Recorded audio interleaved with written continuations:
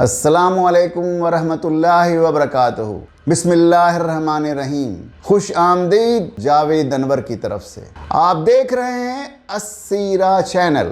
کافی gap کے بعد جب سے دوبارہ ویڈیو بنانا شروع کیا ہے، یہ ہمارا تیسرا ویڈیو ہے۔ ہمیں سب سے زیادہ آپ کے فیڈ بیک کی ضرورت ہے۔ اسی ویڈیو کے لنک پر جا کر وہاں کامنٹ سیکشن میں اپنی رائے، اپنے مشوروں سے ہمیں آگاہ کریں۔ آپ مجھے ٹاپکس بھی سجیسٹ کر سکتے ہیں۔ دوسری اہم بات یہ ہے کہ اگر آپ نے ابھی تک یہ چینل سبسکرائب نہیں کیا ہے تو اسے سبسکرائب کر لیں اور اپنے فرینڈز اور ریلیٹیوز میں شیئر بھی کریں۔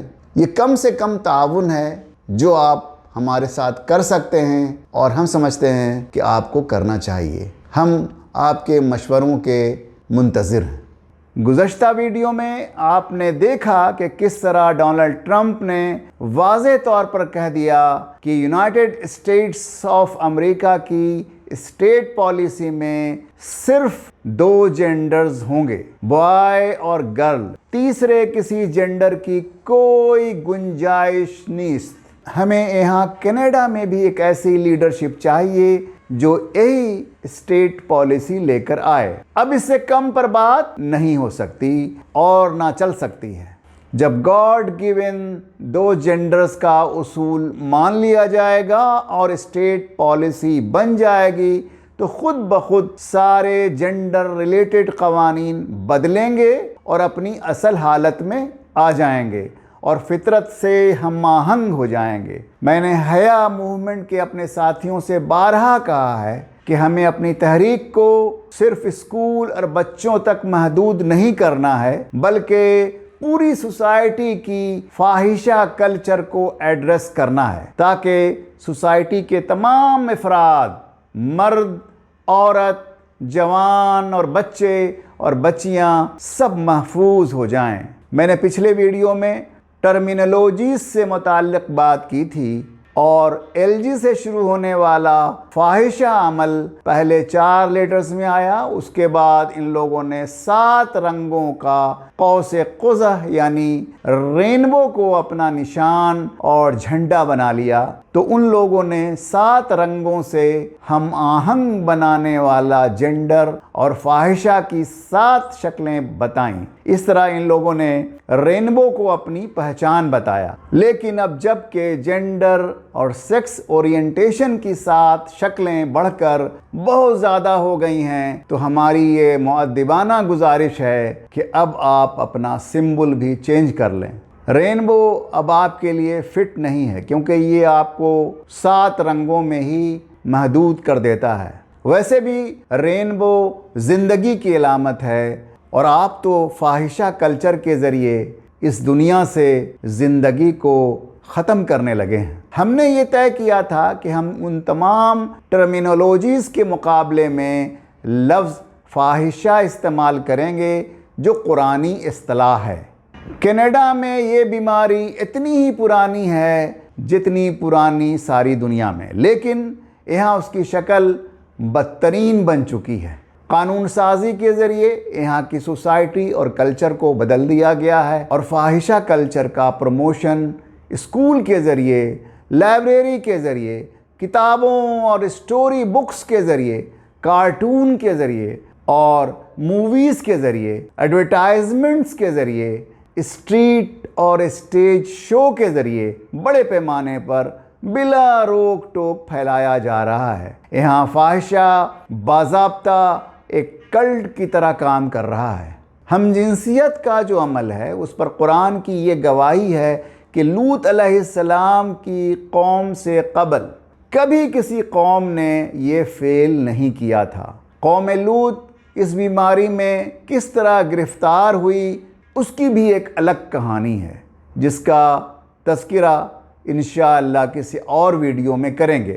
جیسا کہ آپ کو پتہ ہے کہ قوم لوط پر اللہ کا عذاب آیا اور ایسا عذاب آیا جو پہلے کسی قوم پر نہیں آیا تھا۔ ان پر تہرا عذاب آیا، ان پر آسمان سے پتھر برسائے گئے، زمین میں دھنسایا گیا اور سونامی آئی، سمندر کا پانی ان کے اوپر آ گیا اور یہ قوم جو کہ ٹرانس جارڈن کے علاقے میں آباد تھی ڈیڈ سی کے اندر چلی گئی۔ اس قوم میں 3 طرح کے لوگ تھے۔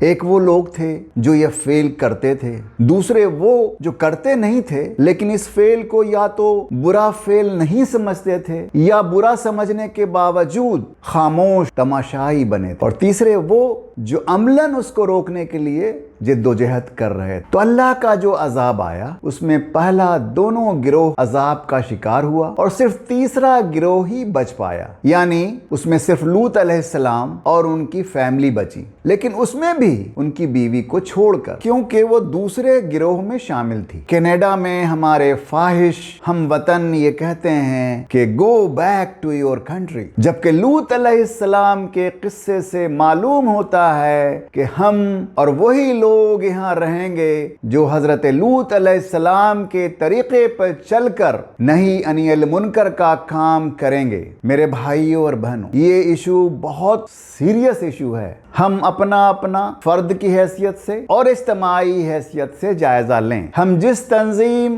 جماعت، آرگنائزیشن اور سرکل سے جڑے ہیں اس کا جائزہ بھی لیں کہ وہ کہاں کھڑی ہیں۔ یہ دیکھیں کہ امر بالمعروف اور نہی عن المنکر کے حوالے سے وہ کہاں کھڑے ہیں، کیونکہ ہم سب اپنے اپنے گروہ کے ساتھ ہی اٹھائے جائیں گے۔ دنیا میں بچ بھی گئے تو آخرت میں بچ نہیں پائیں گے۔ آپ معلوم کریں کہ آپ کے امیر اور آپ کی سرکردہ مسلم اور اسلامی لیڈرشپ اور آپ کے پسندیدہ امام اس معاملے میں کیا کرتے رہے ہیں اور کیا کر رہے ہیں۔ ایک اور اہم بات جو ہماری کمیونٹی اور ہمارے بیک ہوم لوگوں اور ان کے لیڈرز کو نہیں معلوم، وہ یہ کہ مغرب سے نکلی ہوئی یہ فاحشہ تحریک قوم لوط کو بہت پیچھے چھوڑ چکی ہے۔ مثال کے طور پر قوم لوط کے ہاں جینڈر کنفیوژن اور جینڈر پرورژن نہیں تھا، وہاں جینڈر فلوئڈیٹی کا کوئی تصور اور ہر آن بدلتے ہوئے جینڈر کا کرائسس نہیں تھا۔ سب یہ مانتے تھے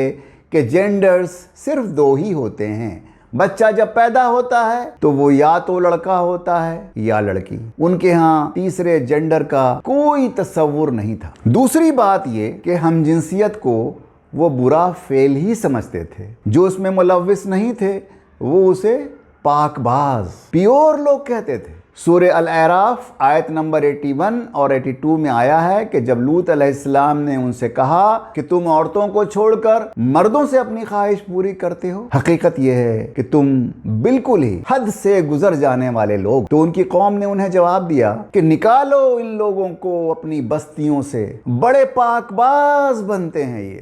تیسری بات یہ ہے کہ ان کے ہاں دو مردوں اور دو عورتوں کے درمیان کامن لا پارٹنر اور ان کے درمیان شادی بیاہ اور میرج کا کوئی تصور نہ تھا۔ وہاں 2 moms اور 2 dads کی کوئی روایت نہ تھی۔ چوتھی بات یہ کہ وہاں چھوٹے ننھے معصوم بچوں کے دماغوں میں جینڈر اور سیکس کے حوالے سے اگڑم بگڑم بھرنے کی کوئی روایت نہیں تھی۔ تو ان سب حوالوں سے موجودہ دور کے جنسی منحرفین اور صنفی مرتدین اپنا ایک الگ مقام رکھتے ہیں، جو لوط علیہ السلام کی ظالم قوم سے کہیں زیادہ خطرناک ہے، اور یہ انسانی وجود کے لیے ایک بہت بڑا خطرہ ہے۔ وہ ہیومن ایگزسٹنس کے حوالے سے تباہی کی ریڈ لائن کراس کر چکے ہیں۔ کینیڈا میں فاحشہ کی نئی تحریک بھی 75 ایئرز سے زیادہ پرانی ہے۔ اس درمیان میں یہ لوگ کیا کچھ کرتے رہے اس کی بہت لمبی تفصیل ہے، ہم اس میں ابھی نہیں جاتے ہیں۔ سب سے پہلے ہم دیکھتے ہیں کہ اس فاحشہ تحریک نے